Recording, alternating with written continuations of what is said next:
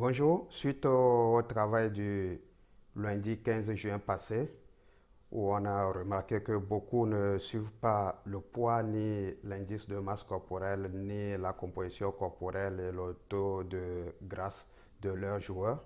Et je viens de créer un petit outil qui va vous aider à suivre l'indice de masse corporelle de vos joueurs facilement. C'est vrai qu'on peut aller au-delà de ça. On avait parlé de la composition corporelle même, mais à défaut de pince de pli que vous n'avez pas pour déterminer les plis cutanés et là estimer la composition corporelle en termes de taux de grâce, on peut quand même pour un premier pas commencer par suivre l'indice de masse corporelle, le Body Mass Index, qui sera aussi une éducation pour nos joueurs, pour un suivi de leur part en termes de responsabilité. Ils doivent suivre leur poids pour connaître aussi leur poids idéal.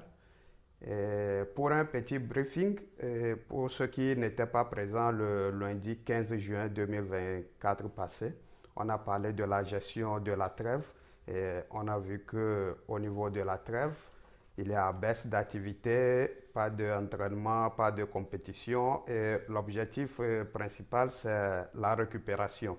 Et après la récupération, permettre aussi aux joueurs de mieux reprendre la saison suivante et si possible, travailler aussi certains points faibles.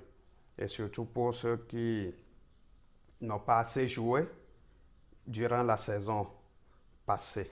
Et, et on a parlé aussi de quelques paramètres qui sont plus affectés parce qu'il n'y a pas d'activité, il y a notre métabolisme aussi qui était habitué à 4-5 séances d'entraînement à haute intensité plus le match le week-end.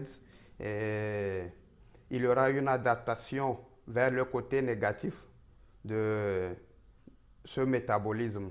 Et cela va affecter aussi, on a vu que ça peut affecter notre composition corporelle en termes de taux de grâce. Et ça va affecter aussi notre VO2 masse. Et ça va affecter aussi notre performance en termes de force, et la capacité de répéter les sprints, les détentes verticales et tout ça là. Et on a vu que cette chute est accentuée après les 2 semaines, tout juste après les 2 semaines. Donc, on avait dit qu'il faut prévoir des moments de non-sollicitation qui seront situés tout juste après le dernier match, la première semaine et la moitié de la deuxième semaine. Et à partir de la deuxième semaine, il faut commencer, il faut prévoir des sollicitations et on a cité la sollicitation de la consommation maximale d'oxygène. On a vu quelques exercices et des idées comment on peut les solliciter et ce qu'il faut éviter. Et on a parlé aussi de la sollicitation au niveau de la force, quelques muscles qu'il faut solliciter et par rapport à la contraction excentrique, par exemple les hamstrings au niveau de la chaîne postérieure de la jambe, les hamstrings qu'on appelle souvent les ischio-jambiers. Il y a aussi les mollets, les quadris, la partie antérieure de la cuisse, et les adducteurs, la partie interne de la cuisse. On a parlé de quelques exercices au poids du corps parce que ce n'est pas pour développer la force, mais des sollicitations 2 fois par semaine et ça suffit largement. On a parlé d'exercices comme le Nordic hamstring qui permet aussi de solliciter les hamstrings avec des sollicitations excentriques et on a parlé aussi de Copenhagen pour solliciter les adducteurs. Et voilà, c'est tout le briefing.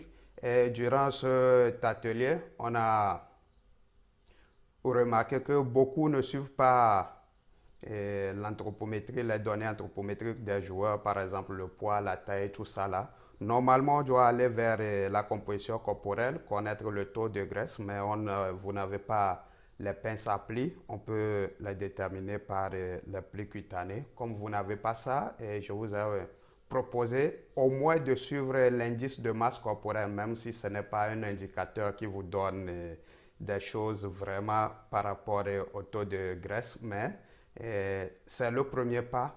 Donc aujourd'hui, j'ai créé cet outil qui va vous permettre de suivre l'indice de masse corporelle, le Body Mass Index de vos joueurs. L'indice là, on va partir tout simplement de la classification de l'OMS par rapport à l'OMS.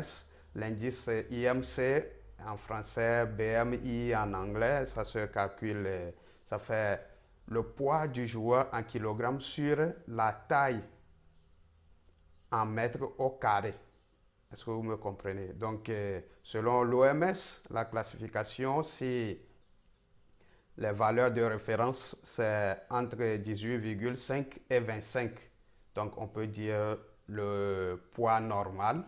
Oui, même on sait que c'est relatif, mais par rapport à l'OMS, le poids normal, c'est entre 18 et si votre IMC se situe entre 18,5 et 25.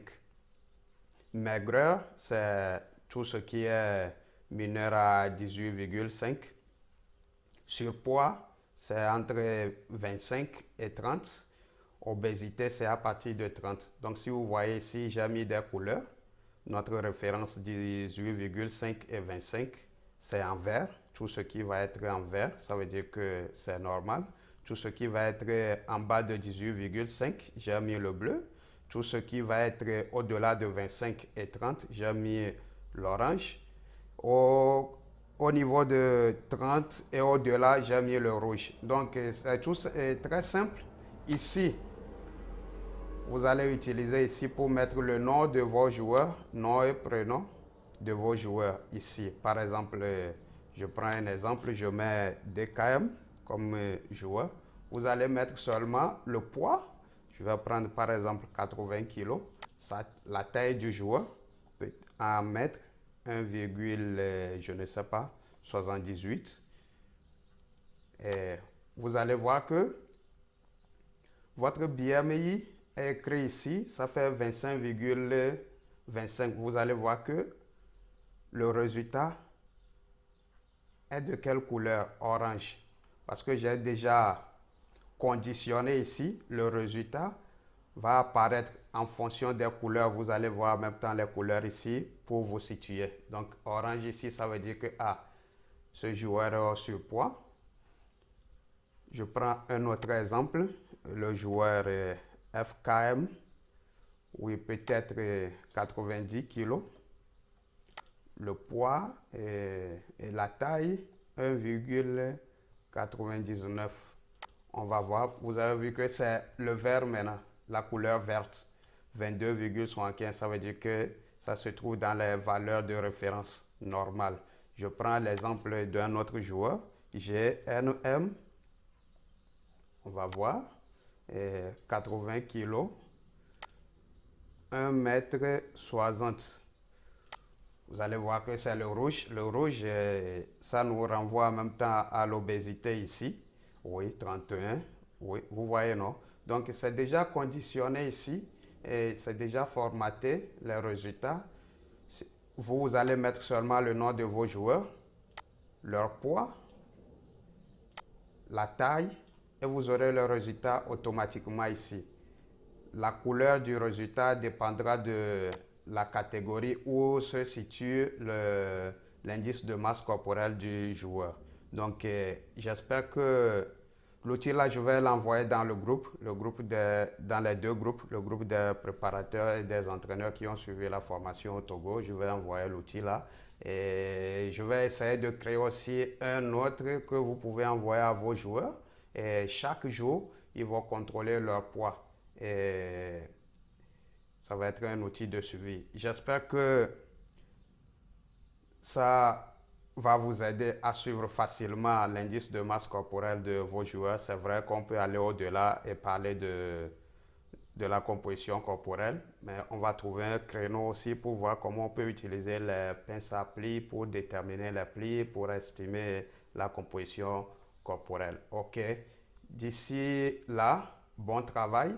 Et il est à la deuxième division et la première division. Je suis sûr que la deuxième division, ils ont déjà dépassé les 2 semaines et je suis sûr que déjà lundi passé, quand on a parlé de comment gérer la trêve, on a montré quelques exercices. Vous avez déjà planifié cette séance et envoyé à vos joueurs. C'est très, très, très important.